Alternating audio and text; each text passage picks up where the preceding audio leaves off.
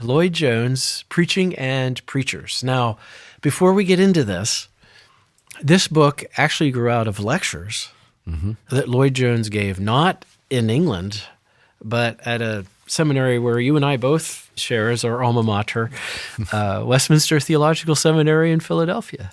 That's right. That's true. This is how the book was published. I mean, it was the collection of his lectures there. So tell us about this book. How did you come into contact with it?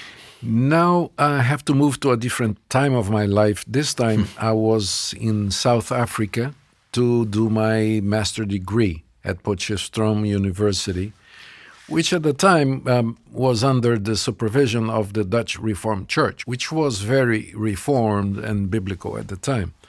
When I got there to do my master in New Testament, I met a Korean called Ken Do Young, and he was doing a doctoral dissertation on Martin Lloyd-Jones' preaching. I never heard the name of the man. I didn't know Martin Lloyd-Jones. So I was interested, and then he gave me the book. He said, just read this book. And I was amazed. After I read Preaching and Preachers from Martin Lloyd-Jones, I went to the bookstore in Johannesburg, and I bought all his commentaries on Ephesians, Romans, and all the books I could find. I was so impressed with the man. Two things. First, his ability to speak, to teach. By the way, I was listening to some tapes of his preachings as well. The Korean gave me, and after that I bought them. And I was impressed by the way he could speak.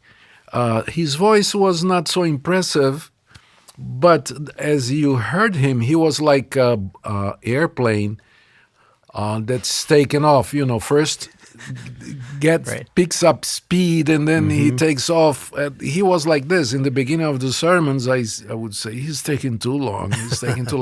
But then all of a sudden you understand why he did that. Yeah. I did have a difference with him about the baptism with the Holy Spirit. He would identify the baptism with the Holy Spirit as a second experience a Christian would have, but not like the charismatic movement. He would say that was related to certainty, to assurance. God would give you assurance through the baptism with the Holy Spirit, and that didn't mean speaking in tongues and anything, but then that would mean that you would have power and encouragement and to go ahead and preach the gospel and so on. I cannot follow him on that, but because I do think baptism with the Holy Spirit occurs by the time of conversion, is an initiatory experience with God. Right. It doesn't mean you don't have any experiences later with God, like being filled by the Holy Spirit, but you don't call them baptism. This is a difference I have. But other than that, he's thoroughly reformed his theology, applied theology. He was able to get just one verse of the Bible and just unpack it. And I said, whoa, where does it come from? All that stuff. And he was not even a professional theologian. He was a medical doctor. Trained as a medical doctor. Yeah. Right.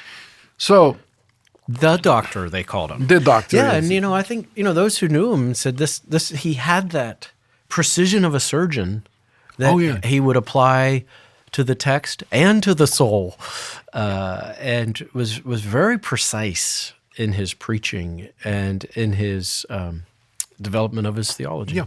So the Preaching and Preachers was the first book I read, and I was amazed about what he said about preaching. And I think it was then that I decided that expository preaching was the way I should go. And after that, after reading that book, I could not do otherwise. You were convinced. Convinced. It's the best way to stay biblically faithful is to actually stay in the text. Yep.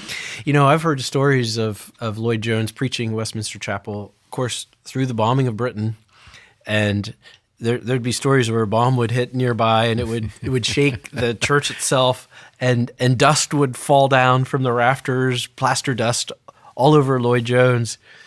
And he'd just keep preaching. And his secretary would come up and brush off the dust and brush the dust off the pulpit. And he never missed a beat. He just preached all the way through. All the way through, yeah. This is a little story of the global church, because we have a Korean giving a Brazilian a book by a Welshman in South Africa.